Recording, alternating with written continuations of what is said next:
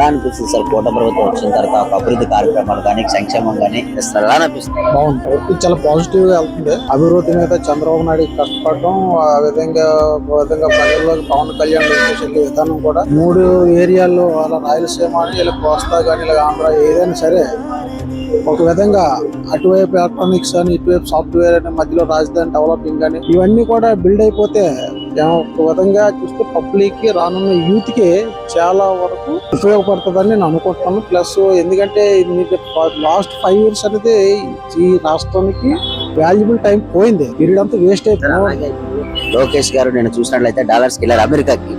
అక్కడ ఒక ఆంధ్ర ప్రజలు ఎలా అయితే లోకేష్ గారిని చూడడానికి వస్తారు, అలాగే అమెరికాలో కూడా లోకేష్ ని పరామర్శించడానికి అంతమంది ఆంధ్ర జనాల్లా వచ్చారు. ఎలా ఎక్సలెంట్, అది ఎక్స్ట్రాడినరీ పర్సన్ లోకేష్. అసలు ఎంత పాజిటివ్ గా వెళ్తున్నాడు అంటే చాలా ఏదో సీనియర్ పొలిటీషియన్ లాగా చాలా బాగా వెళ్ళిపోతున్నాడు ఆయన.